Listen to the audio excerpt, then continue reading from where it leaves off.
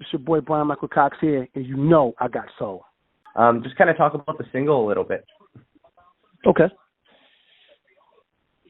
Well, I mean, you know, it was, really, it kind of came together organically, like most of the music we make with him does. You know what I mean? We were just in the thick of it making joints. And Keith Thomas, who was the A&R on Usher's album, came by. He always came by the studio to check on what we were doing, and he heard the track and was like, "Yo, what's that for?" I said, "We're just kind of making a joint. We didn't have anybody in mind for it at the time."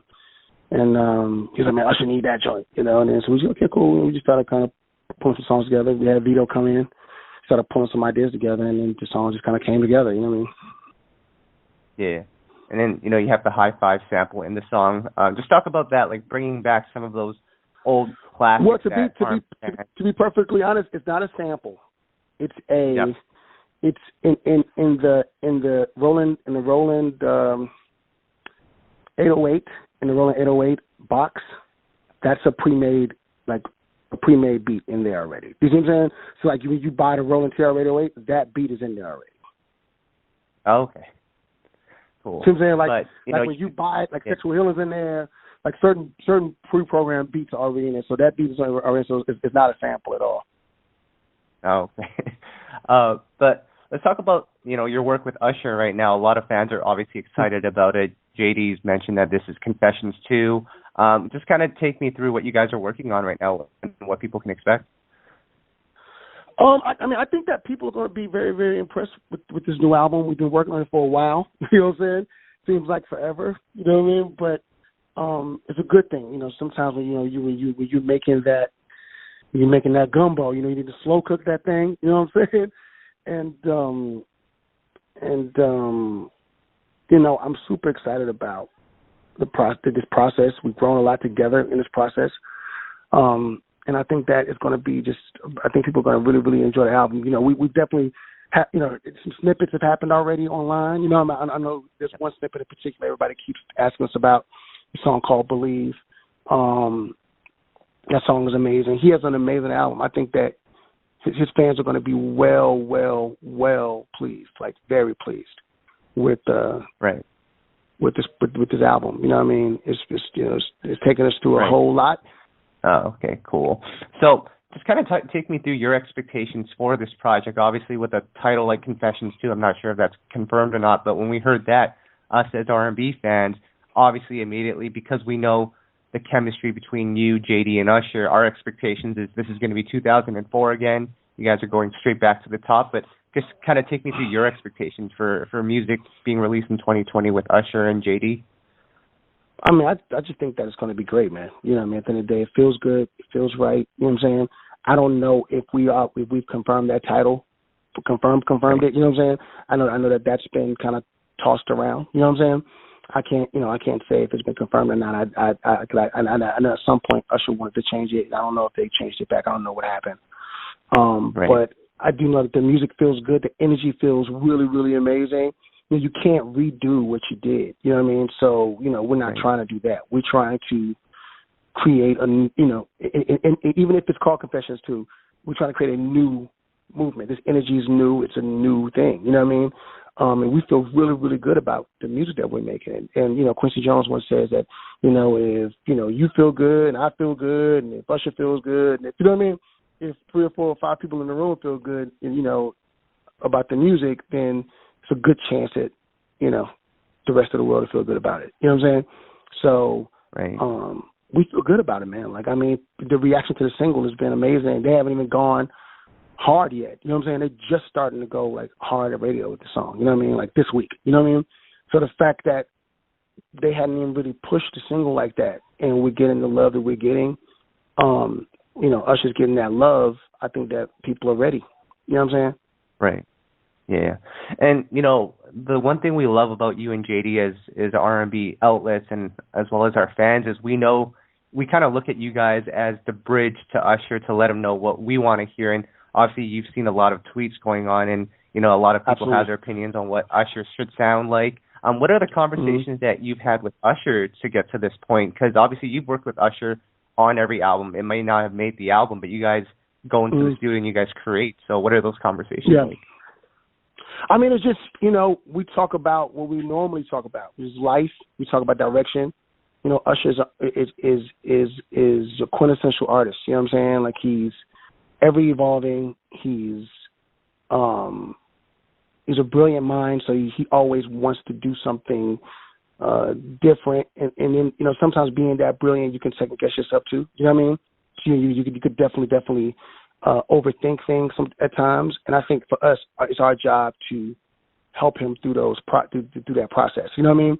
And, you know, we may talk for 3, 4, 5 hours, you know what I mean, before we even start, you know, having, you know, any type of writing session. We'll listen to music and we'll talk about, you know, direction. He'll play stuff that he's getting, because obviously he's getting music all the time. He'll play stuff that he likes, like, I like this, you know what I mean? And I'm going to keep it real, man. A really, really, really important piece to this puzzle is Keith Thomas, you know what I'm saying? Because Keith is like Usher's right-hand man, you know what I'm saying? So if we bridge the gap, you know, if Jermaine is a bridge, if Jermaine and I are a bridge to the fans, you know what I'm saying, for Usher, Keith is our bridge to Usher. Right. You know what I'm saying? So even though we all have a direct relationship with Usher, but it's just we all can, when we're in those, you know, those think tank sessions, you know what I'm saying? We're just throwing ideas around and figuring out what's what. You know, we all kind of depend on each other to help, you know, bring whatever we're trying to bring to the middle. You know what I'm saying? And obviously, it's so many. We get so much music, and there's so much music being made, and everybody wants to be a part of this project. So it's been amazing. It's been amazing. This process has been a really, really amazing process. I can't front. Like, we've done a lot of albums over the year. We've done a lot of albums over the years. And this particular album just feels special. I mean, I can't give you like a technical, you know what I mean? A technical thing. I can just say that it just feels right. You know what I mean? That it doesn't feel forced. It doesn't feel like we're trying anything. It doesn't feel like we are, you know what I mean? It just feels right. And ideas are just flowing. And Usher sounds amazing, and he's committed to the vocal in a way that, you know, he's always been committed, but he's committed in a way that I think that people are going to be very, very impressed with. Nice. Yeah, we're really excited for that one, but I was really excited just a couple of years back when you ended up on Ella Mai's project. That was sort of unexpected for us because, I mean, you've done a lot of great work with, you know, a lot of great artists, but I think the last decade, your focus primarily was developing new acts that may not have come out yet, or you were working with the usuals, the Mariahs, the Jagged Edges. So to see you on a major album like Ella Mai, that was surprising to us. How did that all happen? Through Twitter, ironically. Wow. Ella reached out for me on Twitter and was like, you know, hey, you're like one of my favorite producers, and I have a record deal. I'm signing DJ Mustard, I'm signing Interscope. I would love to work with you. And I was like, oh, snap. You know what I mean? And then I ended up reaching out for our manager, Miko, and I just happened to be in Los Angeles. And I was like, yo, I'm here for like another week. I'd love to come and, you know, get a day in. We made it happen. You know what I mean? So it was like really, really organic, really easy. You know what I'm saying? And we had a good time making that song, me here in Prince Charles. And, you know, I came in, the album was pretty much done. I didn't realize the album was, you know what I mean? Like, she was pretty much finished when I came in, because I wanted to do more, you know what I mean? But when I came in, they were pretty much, you know, Boot Up was just, like, bubbling, you know what I'm saying? And so they knew they knew they had a hit on their hands with Boot Up, and she was damn near finished with the album, you know what I mean? So it was like, man, this is amazing that I caught this, you know what I mean? That I was able to catch that moment. You know, I just happened to flip over to my DM side. I rarely do that. Just happened to flip over, you know, because, you know, you have the DMs that you follow people, the people, you follow each other. You have like the DMs that, you know, you don't never check because, you know, you don't follow those people.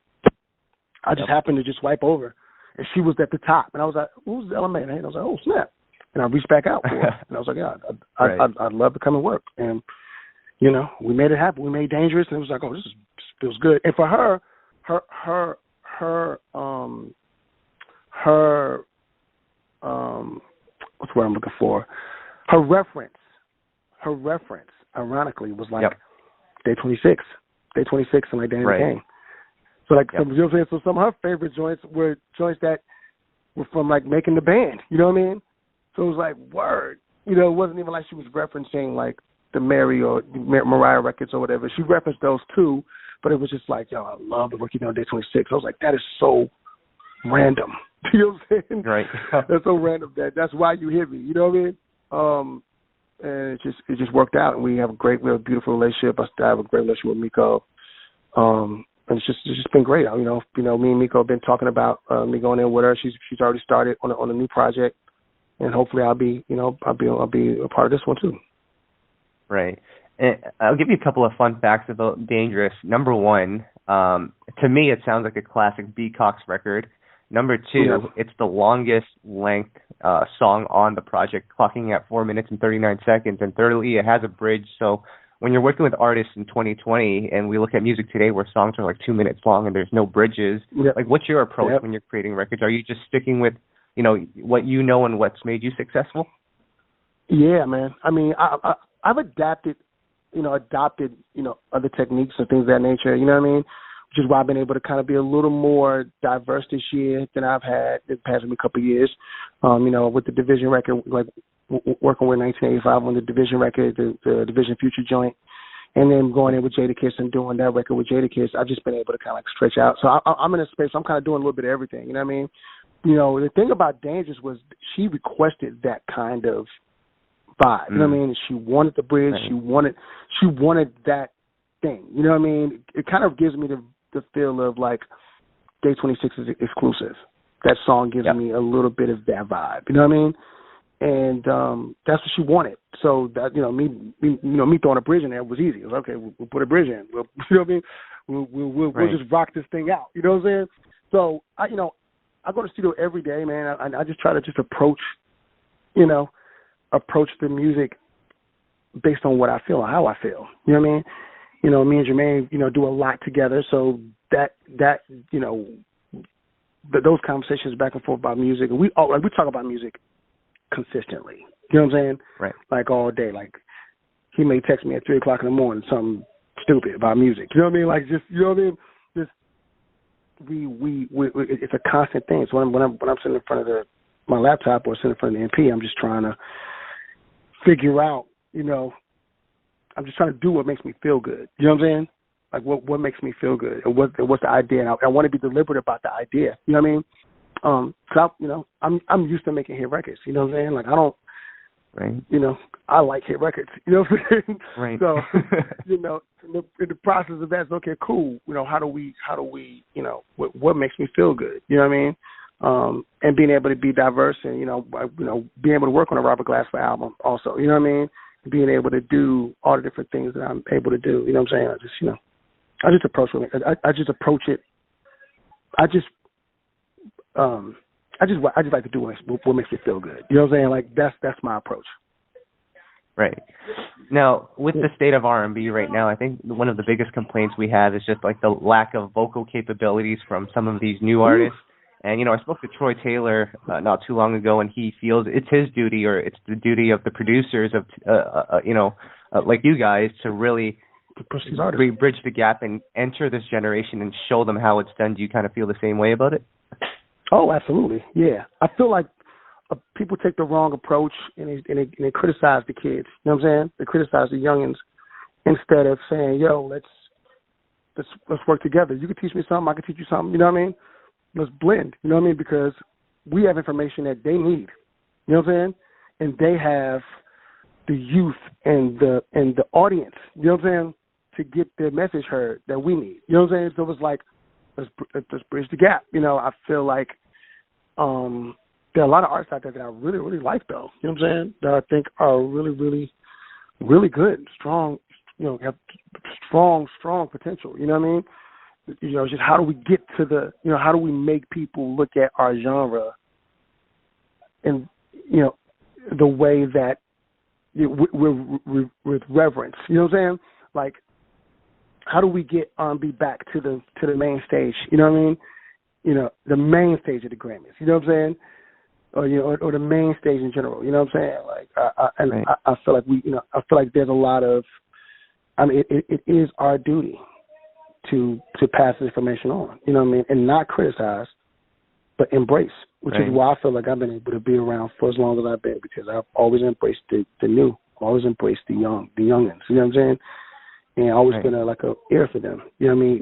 Whether you see me working with them or not, trust me, I'm an ear for a lot of these young artists. You know what I'm saying?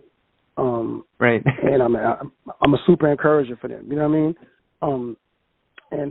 So yeah, it is our duty, 100%. You know what I mean? You don't hate on the artist, man. You help them.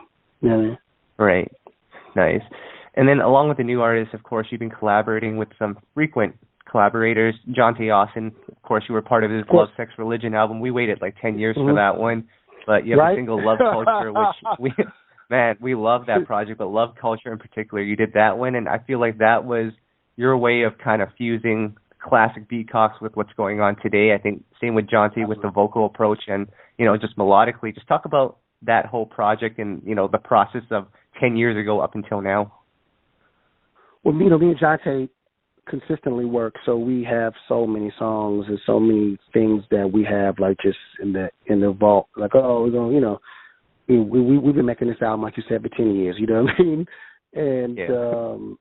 And Love Culture, was one of those things that came came really recent. I did that song maybe like last summer, and initially we were doing that song for another artist. We were going to give that song to BJ the Chicago Kid initially, right? Sent it to him, and they said they liked the song, and just everybody was just dragging their feet with recording it. You know what I'm saying? So one day we was listening to it, and I was like, John, you need to keep this song. You know what I'm saying? You need to keep this song. This is your song. You know what I mean?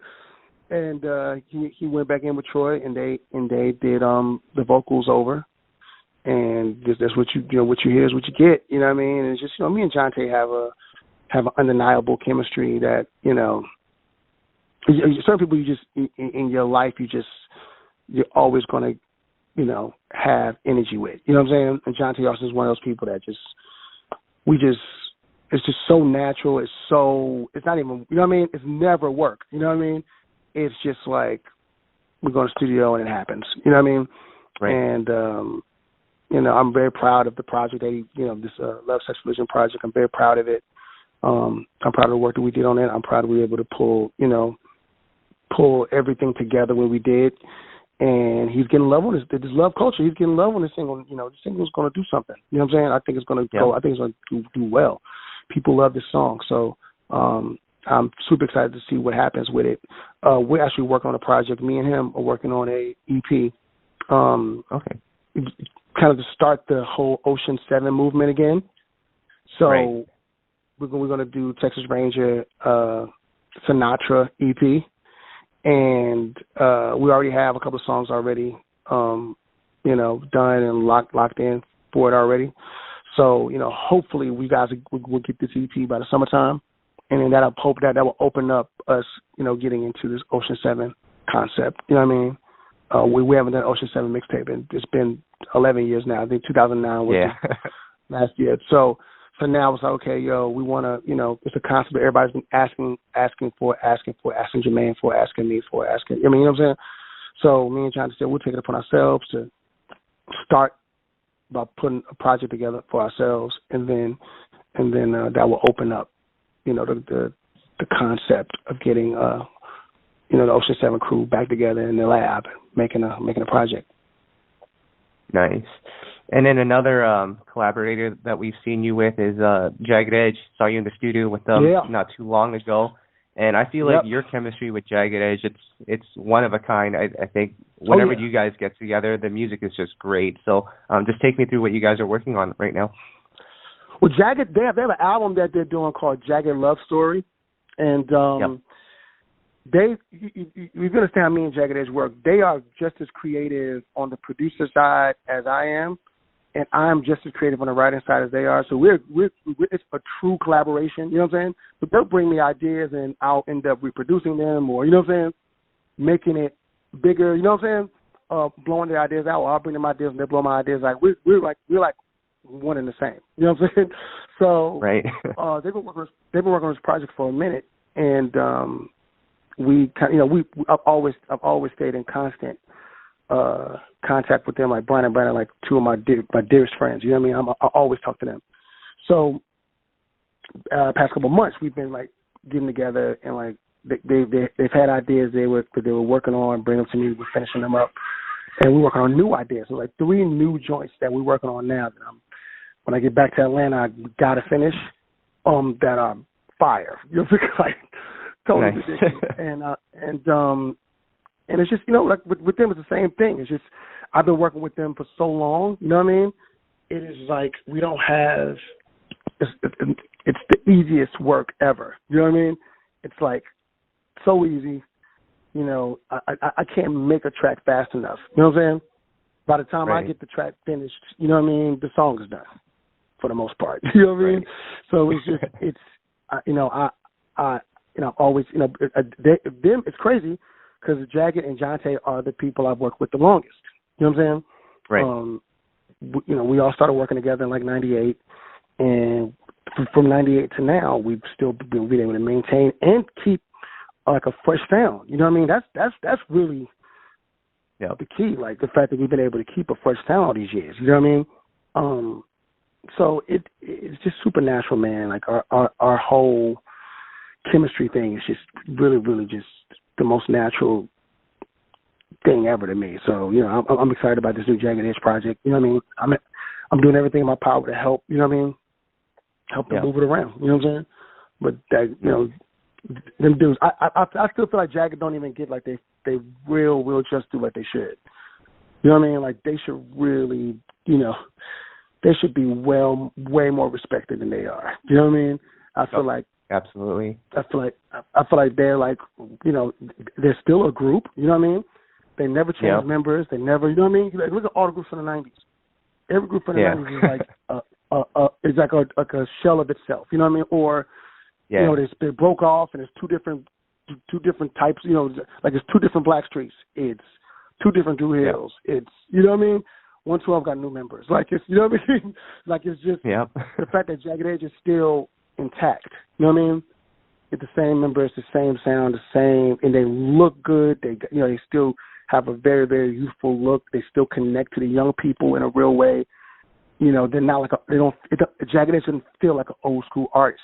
You know what I'm saying? No. They don't feel like they're old school. You know what I mean? They don't feel like, you know what I mean? But they have hits from 20 years ago. You know what I mean? It feels like they still very, very connected to the youth culture, and you know, I don't think Jagged gets their propers, man. You know what I mean? I've been saying that a lot lately. Like I just don't think Jagged been getting their propers, man. We need to give them their props, man. You know what I'm saying? Yeah, because when you really look at their discography and you see all the songs that they've put out, and then the album cuts as well, they've got some records. Oh, absolutely, like no doubt. You know what I'm saying? No doubt. Like making Jagged Edge albums are the best for me. Like it was, you know, I mean, it's the easiest work I ever made. It's the easiest work I've ever done, and it's the best because I first of all, Jagged is like one of my favorite. Like they're like my favorite group. You know what I'm saying? As far as like working with them, their tone, like Brian and Brandon's tone, the way that they write. You know what I mean? Like everything about Jagged, I love everything about Jagged Edge. So that makes it even that much more easier for me to work with them. Like I said, like artists that I'm like connected to like that, like a Usher, like a Jagged, Monica, these people I'm like really fans of. Like I'm, you know, I'm not just their friend, I'm also a fan of their talent. You know what I mean? And I'm excited when I get in the studio with them. You know what I mean? So it turns into this whole thing. You know what I mean? You know, if I become a fan, like I'm a fan of Ella Mai. Like if I become a fan, you know what I'm saying? You know, you put me in the studio for a week, we're gonna get an album done. Right. Period. You know what I'm saying? No questions asked. You know what I'm saying? Right. So I want to take it back to the era of yourself, Kendrick, and Adonis. You guys pretty much took over R&B for a period of time. You guys were on every single R&B album from like 2006 to about 2009. How does that was that era more fun than what it is now, where you're very selective with who you work with? It's just a different era. You know what I'm saying? We were working on pretty much everything. You know what I mean? there was a lot happening during that period. There was a lot of fragmentation happening. So, when people start splitting off, I've been building, from 99 to 2005, I've been building this momentum. You know what I'm saying? I didn't even realize that it was happening. I just was working. You know what I mean?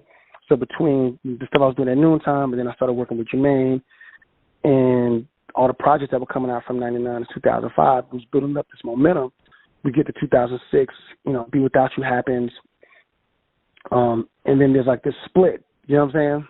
Everybody kind of goes their own way, because Jermaine, Johnta was signed to So Def as an artist, and Jermaine kind of went his own way and started working with L Rock and working with No ID, and he started doing his own thing. And I'd always done my own thing too. So when I realized that was happening, I just said, okay, let me put my little team together, and we're going to go, and I'm going to try to capitalize. You know what I'm saying? Off of this, off of what's happening with this, with the combination of Usher, Mary, Mariah. You know what I mean? Everything just kind of happened back to back. So we did. But the first thing that we did was, I want to say the first thing we did was making a band. I think making a band is what kind of made me have to put a team together. You know what I'm saying? Because I needed to get songs fast. You know what I'm saying? So making a band was the first, and then I went to LA and I made a deal with Interscope, and we did, I did a song deal with Interscope, I did a song deal with Sony, and then I just started working. You know what I'm saying? And at that point, anything that was coming to the studio, I was working on everything. Like my schedule was so booked. You know what I'm saying? It was like, yo, we were just making songs. Like, I needed that synergy of people. Kendrick, Adonis, my cousin Donnie Scance, and myself. I needed that synergy. You know what I'm saying? To get records completed, because we had so much work. You know what I mean? And I was doing so much work. Like, it was crazy. You know what I'm saying? Yep. It was really, really crazy. But Adonis comes from a school, Adonis was signed to Puff. So he comes from a school of that kind of, camp school. I come from the camp school too. I was signed at Noontime. You know what I'm saying? So we just took our camp mentality, you know what I'm saying, and said, okay, cool, this is what we're getting ready to do. We worked on a bunch of things over and over and over again, and we were placing records out there, going crazy. You know what I'm saying? And then the temperature changed. You know what I'm saying? The temperature of the music business changed. You know what I mean? And and of course, you never know what's going on internally. Personal things happen, and the run ends. And then you got to figure out what the next move is. You know what I mean? And lucky for me, I'm a person that keeps all of my relationships intact. You know what I mean? So even throughout the years I was working with Adonis and Kendrick and Donnie, I never let my relationship with Jermaine fall to the side. You know what I'm saying? So I always went to go work with him too. You know what I mean? So if I got a call to Mariah, I'm going. If you call me to do whatever, I'm going. You know what I'm saying? So, years go by. You just those relationships stay strong. You know what I mean? So, when Adonis moved I came back to Atlanta. Adonis moved to LA. Me and Kendrick came back, and then personal stuff happens. I had a baby. Adonis got married. All kinds of stuff happens. You know what I mean? And that kind of slowed down our momentum. You know what I'm saying? And just being on different coasts, it's kind of difficult to work every day like that. You know what I'm saying? Yeah. So, that era, I think, just the amount of records that you guys were pushing out, that, like, when we look back at it now, it's such a crazy thing to look at. Yeah. Yeah, I think one year we played 72 songs in 1 year, which was unheard of. You know what I'm saying? Which is literally, like, the craziest thing in the world. But we were at it. We were going strong. And that's really why that's when I fell in love with Los Angeles, because I was able to work at a high level, you know what I'm saying, on multiple artists that were high level artists, you know what I'm saying, and albums were coming out, you know what I'm saying. So it wasn't even like these songs were sitting. It was like, man, you're in with Tyrese. Tyrese album came out a month later. Oh, you're in with, you know what I'm saying? You're in with What's the Body? What's the Body came out a month later. It was like, oh, you're in with, everybody. Then I was making a band, so I was on TV every week. You know what I'm saying? Then it was just a crazy, and we was at the beginning of the YouTube thing, so I had Studio Exposed going at the time, and I built this cult following with Studio Exposed, and early YouTube days. You know what I'm saying? Like all these things play a part in even me still being here to this day. Yeah, absolutely. Mm-hmm. So, of course, you're one of the top R&B hit makers, but I'm curious, give me your top 5 R&B hit makers, so producers or songwriters. I had the same conversation with Johnta, so I'm curious to hear what your top 5 is. Or not even top 5, man. But maybe your favorite 5. How about that? Yeah, it's hard to narrow it down because I have respect for so many people, and I draw inspiration from so many different people. Right. But I would say Teddy Riley is somebody who I directly, you know, I've always looked to as a kid. You know what I'm saying? Teddy was somebody who made it attainable, who made producing attainable for me. You know what I'm saying? Because he was young, he was, you know, fly. He changed the face of music for me. You know, that music is something that changed my life. You know what I'm saying? Babyface, of course. Yeah. I mean that dude is. Yeah, I mean, you can't really find a songwriter, producer, artist, you know, more influential on our genre, like, you know, more than him. You know what I'm saying? You know, he's before, you know, he's in the 80s. You know what I'm saying? All the way through, you know, the 90s and early 2000s. So anybody who's favorite, you know, your favorite has to look at Babyface. You know what I'm saying? Yep. Jimmy and Terry, of course. Yep. It goes without saying. You know what I mean? Quincy, naturally, because Quincy is the father of all super producers. You know what I'm saying? You know, and he always had a unique sound, especially his sound from like his production style from 79 to like 82, 83. In those years, that was Off the Wall, Thriller, Patty Austin's Every Home Should Have One, The Dude, George Benson's, you know, Game of the Night album, Brothers Johnson's, you know, Light Up the Night. Like, those albums in those years were just, I mean, ridiculous. You know what I'm saying? Like some of the most ridiculous sounding, you know, productions we've heard. You know, there's a Herbie Hancock album called Light Me Up that Quincy didn't produce, but Rod Temperton is like, you know, all over the album, and it sounds like a Quincy Jones album. You know what I mean? It's just, you know, that era he was so influential. He changed the face of music. Obviously, Thriller sells 180 million copies. You know, you know, you obviously, you know, you know, naturally Prince. You know, I feel like people don't really give it up to. I mean, give it a naturally, but I'm saying as far as just as a producer per se, you know what I'm saying? Because he was so many things. It was so many layers to him. You know what I mean? But I don't know anybody outside of like I don't know. I mean, Prince. They said he has albums in his vault. He could put out an album every year for the next 100 years. That's crazy. Like, you know what I'm saying? Like, you know how crazy that sounds? That in his vault, Prince could put out an album every year for the next 100 years. Like, that is crazy. You know what I mean? Yeah. And he was so much more. He was an R&B artist, but he was so much more. He was legit a rock star. He was like R&B's real rock star. Because he was still an R&B artist. He was funk. You know, he loved funk. Funk was his, you know, you talk to anybody, you know, you talk to anybody who was a part of the revolution. I had an opportunity to really spend some time with Dr. Fink some years back 10 years ago. And we were having a conversation. He was like, you know, Prince, he loved funk. You know, he was, you know, everything that he messed with he was black. You know what I mean? But he had this rock sensibility to him that just took him to a whole nother, you know, that took his creativity to a whole nother planet. You know what I'm saying? And, you know, Wendy and Lisa introduced him to, like, you know, the Beatles and Jefferson Starship, stuff like that. And that took his music to, you know what I mean? It took his music from from 1999 to, Raspberry Beret, in the psychedelic Around World in the Day, you know what I'm saying, album, you know what I mean? So it's just, he's one of one. Stevie Wonder, forget about it. You know what I'm saying? Stevie's somebody. Yep. We having a debate.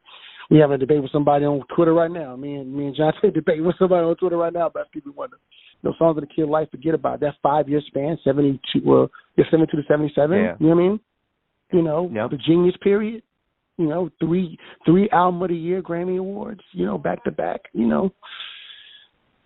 Stevie is somebody that I study daily. You know what I'm saying? You listen to daily. You know what I mean? I drop so many influences, man. Gospel influences, commissioned, Winans, Andre Crouch. We draw from all these different influences, man. You know what I mean? So I'm sorry I couldn't narrow it down to 5, man. There's so many.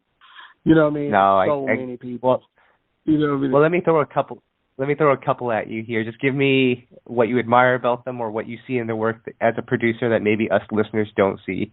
So I'll give one easy for you, Jermaine Dupri, because to me, when I listen to those records that you guys have done, or the stuff that he's done on his own, and to know that he wrote those records as well, that's insane. Yeah. I mean, Jermaine is somebody who, I've always admired, and he also made it real for me too, as far as like producing. It made me look at him like, because Jermaine's only 5 years older than me. So at the time when like Criss Cross came out and they was all kids, you know what I'm saying? They looked like kids too, you know what I'm saying? So when you watch the video, like these guys look like kids, and that guy's producing the record, you know what I mean? It was another battery that got put in my back, right? I didn't know what to expect when I went to go work with him. I didn't know that Jermaine was like a songwriter. You know what I mean? You had this thing. I knew he rapped. I knew he made beats. You know what I'm saying? And I knew he was a mogul, right? So all of that still feels like Puff Daddy. You know what I mean? If you're on the outside looking in, you think, okay, this dude probably got a group of people that make beats for him. You know what I mean? I didn't know what to expect. But for me to go in the studio with him and it just be him and me, and we're coming up with things together, and he's writing. You know what I mean? The very first song I ever wrote with him was a song called Keys to the Range, right? And he messed me up because I wasn't expecting him to write the hook. You know what I'm saying? Right. And he was like, yeah, I got a hook. And he wrote the hook, and I was like, oh, shit, this guy writes. Oh. Yep. You know what I mean? I was like, oh. Like, okay. I was like, oh, this dude is, oh, wait, I got this all messed up. This dude is like, this is the dude. You know what I mean? Yeah. And then the next song we did was Let's Get Married. He wrote the hook to Let's Get Married too. You know what I mean? So it was like, I was like, yo, this guy is nuts. You know what I mean? Like, you know what I'm saying? Like, oh, you know what I mean? Like, all I got to do is just, you know what I mean? I could throw anything at him, and he's just gonna gravitate to it and kill it like this. Oh, let's go. You know what I mean?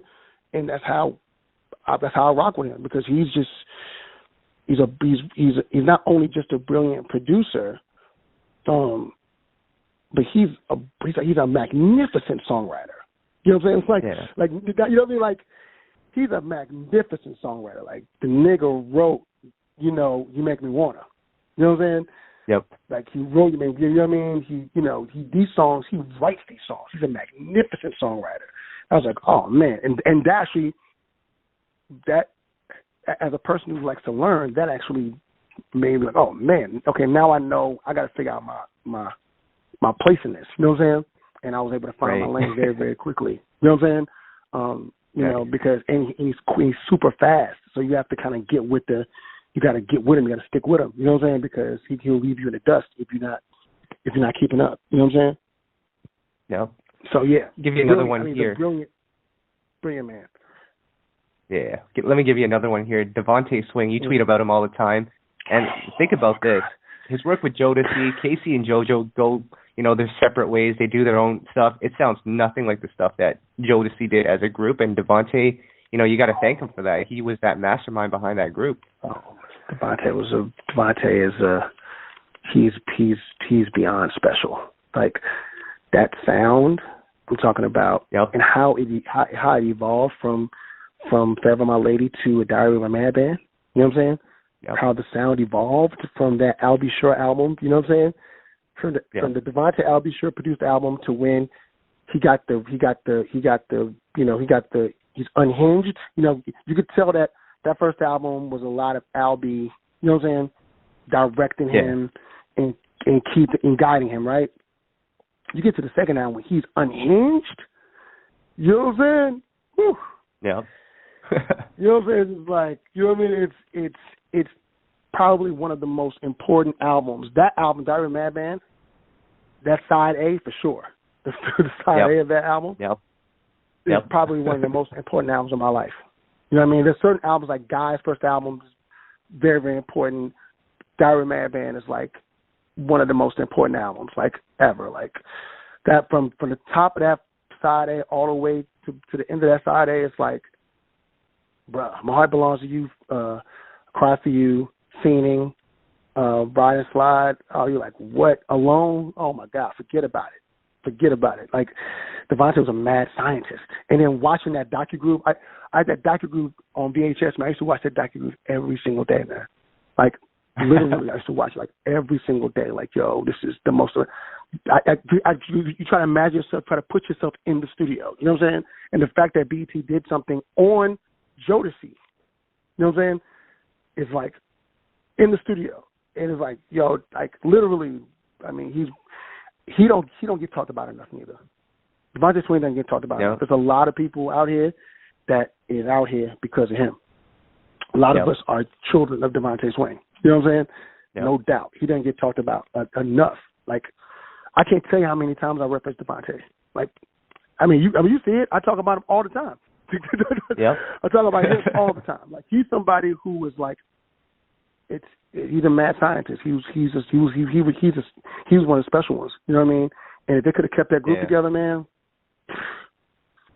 If they could have kept that group together, there's no telling where they'd be right now. You know what I'm saying? There's no telling where they'd be right now. You know? Yeah. I'll give you another one here. Well, I was going to go with the Neptunes here, Pharrell and Chad. You know, those bridges that they put together, insane. Oh, yeah. Pharrell and Chad is somebody who I've always admired. You know, I've always loved. I mean, from Black Streets Tonight to Nice Tonight. You know what I'm saying? Yeah. A lot of people don't know that Pharrell and Chad did that record. You know what I'm saying? One of my favorite records, and Pharrell and Chad lived in that sound for a minute. You know what I mean? Because they made "Use Your Heart," which is like one of my favorite SWV songs. SWV is my favorite girl group, but that's one of my favorite songs of all time. "Use Your Heart" is amazing. And the range, man. The range. "Use Your Heart" to Super Thug, to Frontin', to, you know, Mr. Me Too, to, you know what I mean? The range the Neptunes have, and the range Pharrell has independently of the Neptunes, but the Neptunes specifically, the range that they have is ridiculous. They're probably one of the most diverse set of producers ever. You know what I mean? Yeah. You go from the Clips to Gwen Stefani, to Mace, to, you know what I mean? Like, it's nuts. You know what I mean? Their level of diversity is nuts. You know? Yeah. And then let me just give you this last one here, and I don't even know if we should go with each individual member or the collective, the Hitmen. Man, they were responsible for pretty much everything in the 90s. Oh, man, the Hitmen. First of all, you know, I'm a product of, you know, a collective like that. You know what I mean? Noontime basically patterned their whole thing after Bad Boy Hitman. You know what I'm saying? They had two producers. They were managed. Noontime had two producers that were Bad Boy Hitman. You know what I'm saying? J-Dub and Dent. You know what I mean? So I'm kind of like, you know, I'm like 1 degree separation. You know what I'm saying? From that, you know, from that culture. As a culture that a group of individuals I completely adored. You know what I'm saying? Musically, like, you know, we could start with Chucky. You know what I mean? Big Chuck is my guy, and a dear friend to this day. But Big Chuck is you know, I mean, you forget about it. You know, My Life, Faith's first album, Biggie's, you know, Ready to Die, you know, Big Papa, like, forget about it. Like, Big Chuck is that guy. You know what I'm saying? And humble, you know, just an amazing dude. Like, one of my favorite people, Chucky Thompson. Stevie J is a dear friend. Brilliant. I think that people know him as his character now. You know what I'm saying? You know, from reality TV, but they don't really understand how brilliant of a musician this guy is. His pedigree, like his musician pedigree. You know what I mean? You know, there's a tale, like a folklore tale, that Puff made this bet, and he bet somebody, and they brought like 30 instruments in. It was like, yo, I'll bet you what, 10 grand. You know, I told you Stevie could play every instrument, and Stevie Pippen played every instrument. You know what I'm saying? Like, well, you know what I mean? So, like, you know, Stevie is a person that's just, you know, been ridiculous with it.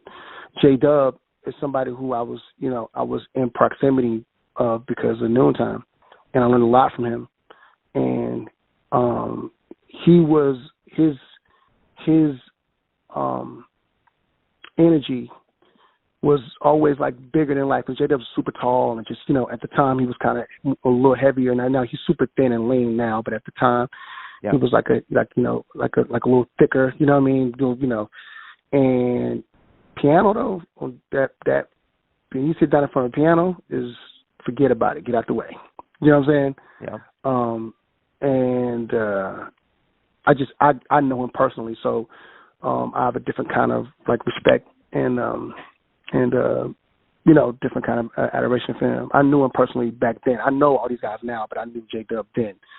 Dent is my dear friend, and you know, Dent went on to do great things after the Hitmen. You know what I'm saying? You know, producing Survivor for Destiny's Child, and you know what I'm saying?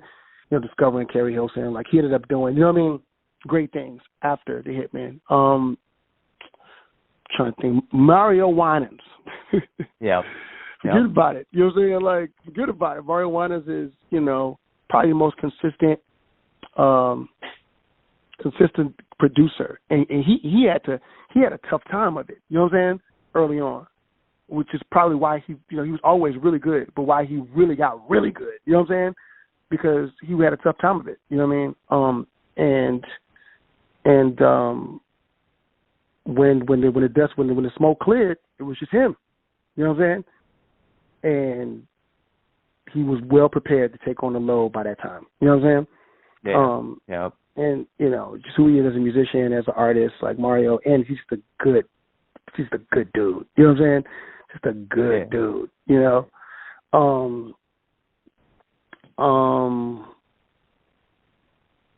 You know, Young Lord and Prestige, and, you know, Carlos Brady and Nasheem Myrick, you know, these guys are legends. You know, Nasheem and Carlos Brady, forget about it. D-Dot, Benjamin, forget it. You know what I mean? Yep. Like, just forget about it. Like, you know, probably the illest collective of producers put together. You know what I'm saying? Yeah. Probably the illest collective. You know what I mean? You know, there's certain collectives that is probably the illest collective. I know Dallas had a collective of producers too. Mario was a part of that too at one point. At DARP, you know what I mean, with Tim and Bob and Carlos and Dada. You know, he had a good collective, but Bad Boy that collective was just untouchable. It was just ridiculous. Even Untouchables had a great collective. You know, Donnell Jones, Nabel Hodge, Dave Hall. You know what I mean? And if I'm correct, that's where Puff got the idea from, because Untouchables were a collective before. You know, Untouchables were first. You know what I'm saying? Right. Pete Rock, you know, they were first, and then Puff did the Bad Boy Hitman. So, you know, I just think that the Hitmen got an edge on everybody, though. You know what I'm saying? Yeah. They got an edge. First of all, they went on a hell of a run, and they got an edge on everybody, you know. But the Untouchables was not to be messed with. Neither Dave Hall, Lavelle Hodge, them guys, Donnell Jones, right? Not to be touched with. Not to be messed with. You know what I'm saying? Yeah. Not to be messed with. So, I just wanted to point this out. So Faith Evans' second album, Total second album, 112 second album, they came out 1 week after one another in '98. That's insane. Wow. It's just funny to look back at that and realize pretty great album in one camp. and Puff was on one. You know what I'm saying? Like just with putting the records, the way he was putting records out, that's crazy. I didn't realize it. I mean, and I think back, I remember their second album, J-Dub did a lot on that album. So I was around. You know what I mean? I was around during that period. I signed a Noontime, and I was around when that album came out. I remember the energy of the studio at Noontime when the album was coming out, and everybody was just like, "Yo." You know, it definitely put the battery in my back. You know what I mean? To be like, yo, I gotta get my shit off. You know, but I remember that, and it was just like we were so excited for them. You know what I mean? Because the Faith album was so fire. It was like, yo, this record is crazy. I mean, like, that album was ridiculous. Yep. You know what I mean? And 112 second album was ridiculous. You know, that's right. It was back to back. Total. That's right. I'm thinking about it now. I used to have this apartment on Northside Drive. It was back to back. That's right. Yep, wow. Exactly. Crazy. Took me back there, buddy. Took me back. Yep. Took me back. Yeah. That was before. Cause I was working with Ideal and working with Jagged. That's before those albums came out. I was in the studio with them when those albums came out. That's crazy. Yeah. That's crazy. You know. So Brian, just to wrap things up here. Just to wrap things up, who are you currently working with? You know, you mentioned some of the people. I think I saw you in the studio with Kiana Lede not too long ago, too. Yeah. I did something. I did a few things with her. Hopefully, I have a really, really incredible song with her. I really love this song. I hope that it fits the mold of the direction of the album, though. Because I'm pretty sure that was just changed a little bit. So I have to reach out to Duro and see if but this song comes out. I guarantee this song's gonna be a smash. So working with Kiana Lede, I went in with Queen Naja. Me and No ID did a couple of things on Queen Naja. Hopefully that stuff sticks. Working with Division consistently. Me and Paul are working consistently. So I have a few joints on there. This Usher album has just kind of been taking up a lot of my brain power. Right. The Jadakiss album is coming at the end of the month. That was just a random thing. My boy Bart saw me making the beat on live and was like, "Yo, man, get that beat to me. I'm gonna send it to Jadakiss." I was like, "Cool." I got it to him, and next thing I know, it was a song and it was a single. It's just crazy. Me and Jermaine are doing Smoking Norfolk. JD's been in the studio with the Clark Sisters, so he did like 3 or 4 songs with the Clark Sisters. It's fire. I have nothing to do with those songs. I just really like the songs, so I'm gonna big them up. Cool. But we work with Smoking Norfolk. The new Omarion Bow Wow getting back together and doing an album. So we made a few songs for that. I think Jermaine would cut some of the vocals this week. So, I mean, it's a consistent line of work, man. You know what I'm saying? A consistent line of work, man. Like I said, hopefully I'll be going back in with Ella. And, I'm really excited about this Usher album, man. I just really feel like, hey, hopefully Mariah's doing a new album. We'll get back in with her. We've had talks. I've talked to Eddie F., who's not DJ Eddie F., but Eddie, I forgot Eddie's last name. Eddie, who works for Mary. Me and Johnta and him had a conversation in LA about Mary, and hopefully, we're going to come up with some things and see where we at with it. Oh, of course, I'm working on Monica's album too. Monica's new album. So we she's pulling all the stops. She's getting everybody. She got me, Jermaine. She got Polo. She got the Neptunes. You know what I mean? They're pulling all the stops for this new Monica album. So I think it's going to be a big one for her. Yeah, but I think about a year ago you were working with JoJo. Is that sticking, or is that? Yes. We did a bunch of songs with her. I don't know. Yeah. I don't know exactly what's going to happen. We did do a bunch of songs with her, though. I think that she may keep 1 or 2. Hopefully. Right. I need to call JoJo, actually. I need to call and follow up with her, because I think that we sent the files for 2 songs, so I think that she's going to use those too. So we're going to see. Hopefully, I love JoJo. I'm a huge fan of her, and she's an amazing artist. Like I think she's fantastic. You know what I mean? Right. So, I'm just working, man. Just consistently, just you piecing it together, consistent. Keep moving, and as artists come down, we write and we putting it together. I'm like, we open for business. That's what I told JD. Nice. We open for business. Let's get everybody up in here, man. Let's be open for business. So we're open for business, man. I'm developing. I'm developing a television show with Den of Thieves and E Networks. I can't really say the title of the show, but I know the deal is done, and we shot the presentation, and it's about a girl group in Atlanta, and it's super dope. Like I think that y'all gonna really dig it. You know what I'm saying? And when I'm able to talk about it, I'll let you know. I'll call you back and give you all the details. I can't really talk about it right now until we finish this presentation process. But right, I'm super excited about the development of the show. Nice.